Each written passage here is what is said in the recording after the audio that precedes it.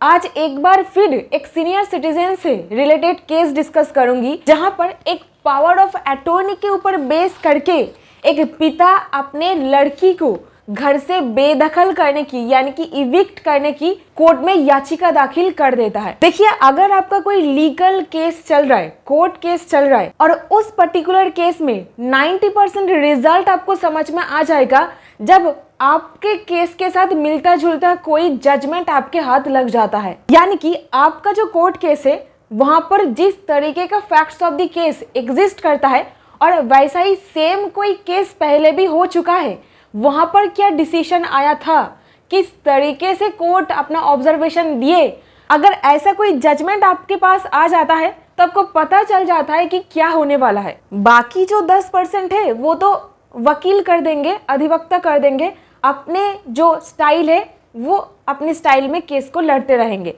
Case करना बहुत आसान है लेकिन उसको लड़ना बहुत ही डिफिकल्ट हो जाता है। तो यहीं पर मेरे दोस्त एक छोटी सी रिक्वेस्ट, सिंपल और सरल भाषा में कानूनी जागरूकता को फैलाने में मेरी मदद कीजिए, एक छोटी सी लाइक, चैनल को सब्सक्राइब और अपने दोस्तों के साथ इसको शेयर करके।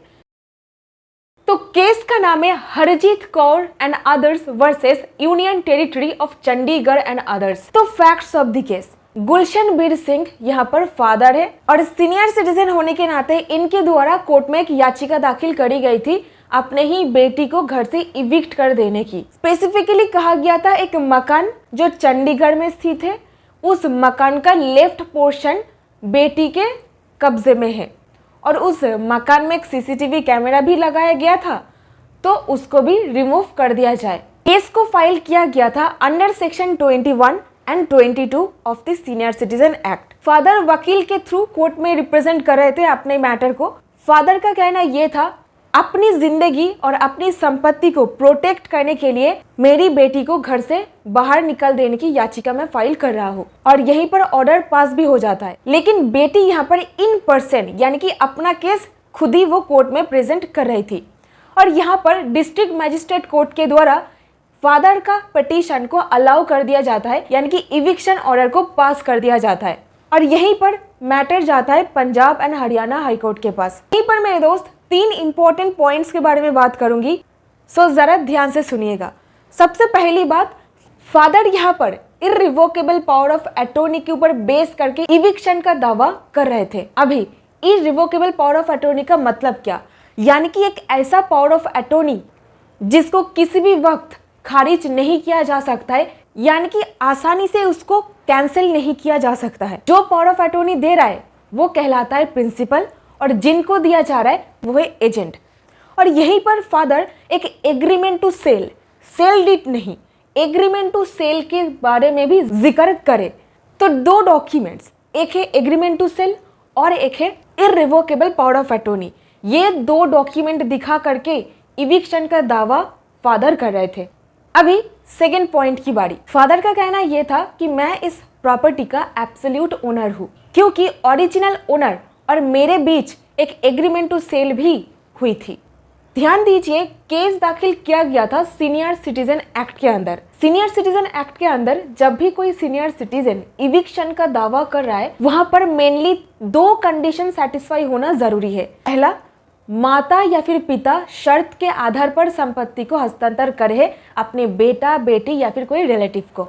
दूसरा शर्त, भरण पोषण और मेंटेनेंस का शर्त दिया गया था। लेकिन इस केस में फादर गुलशनबीर सिंह और इनका डॉटर है, क्या इन दोनों के बीच क्या ऐसा कोई चीज हुई थी या फिर नहीं, ये था तीसरा सवाल। बेटी को यहाँ पर संपत्ति शर्त के आधार पर हस्तांतर की गई थी या फिर नहीं। और यहीं पर डिसीजन में कोर्ट बोले कि देखिए, डिस्ट्रिक्ट मजिस्ट्रेट का कोर्ट जो ये इविक्शन ऑर्डर को पास करे है सीनियर सिटीजन एक्ट में, उनका कोई जुरिस्डिक्शन ही नहीं है। ऑन दी अदर हैंड, बेटी का क्या कहना था जरा सुन लेते।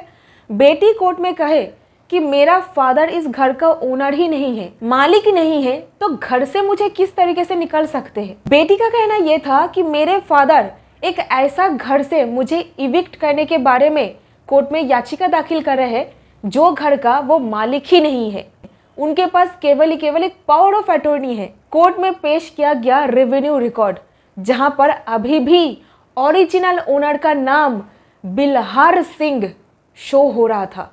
चंडीगढ़ एडमिनिस्ट्रेशन से ये रिकॉर्ड मंगवाई गई थी और यहीं पर कोर्ट ने कहा प्रॉपरली एविडेंस को ना देखते हुए अभी भी रिकॉर्ड पर बिल्हार सिंह का नाम यहाँ पर शो हो रहा है, ये फैक्ट को कंसीडर ना करके सीनियर सिटीजन एक्ट के अंदर दी गई पावर इविक्शन का एक्सटेंड करके कोर्ट ने गलत किया है।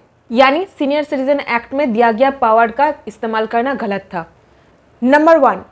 नंबर 2, रिकॉर्ड देख करके ये प्रूव हो जाता है ओरिजिनल ओनर बिल्हार सिंह का नाम दिख रहा है। कोर्ट में जो एविडेंस प्रस्तुत की गई, जैसे कि जमीन की रिकॉर्ड से अभी ये पता चल रहा है ओरिजिनल ओनर का नाम अभी भी मौजूद है, जो है बिल्हार सिंह का नाम। तो यहाँ से ये प्रूव हो जाता है ये जो सीनियर सिटीजन कोर्ट में केस दाखिल कर रहा है ये घर का असली मालिक नहीं है, सिर्फ एक पावर ऑफ अटॉर्नी होल्डर है।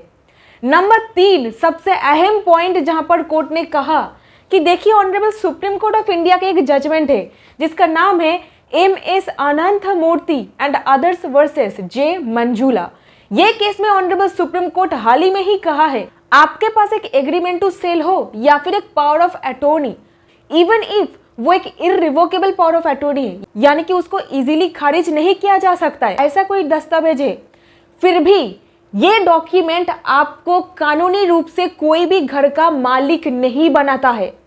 ठीक है, सबसे पहली बात, हमारे भारत के कानून में कहा गया है कोई भी चीज का मालिक बनने का, यानी कि इमूवेबल प्रॉपर्टी का मालिक बनने का उपाय क्या है, आपके पास रजिस्टर्ड दस्तावेज होना पड़ेगा। सबसे इंपॉर्टेंट पॉइंट कि जो दस्तावेज एक टाइटल डॉक्यूमेंट नहीं है, यानी कि जिसके तहत ये हस्तांतर हुई है संपत्ति, ये प्रूफ नहीं हो रहा है, उस डॉक्यूमेंट से आप कोई भी संपत्ति का मालिक नहीं बन सकते हो।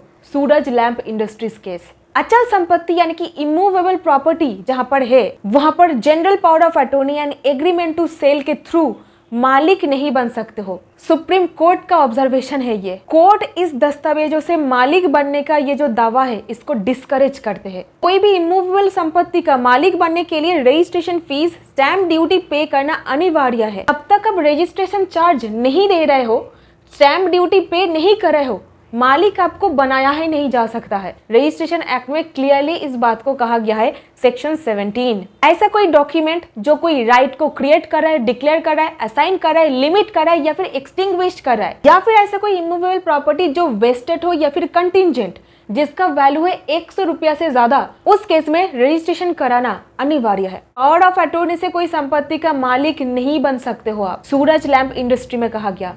क्लियर कट हम लोग देख सकते हैं कि एक सीनियर सिटीजन ऐसा घर से इविक्शन डिमांड कर रहे हैं जिस घर का वो खुद ही मालिक नहीं है। तो हम लोग ये जो याचिका है जो बेटी के द्वारा फाइल करी गई है इसको अलाउ कर देते हैं। इविक्शन का जो ऑर्डर है इसको खारिज कर दिया गया और कहा गया कि eviction right under senior citizens act possible only when property was owned by them. Senior citizen act के अंदर कोई प्रॉपर्टी से किसी को इविक्ट करने का ये दावा को तब अलाउ किया जा सकता है जब वो खुद उस प्रॉपर्टी का मालिक हो।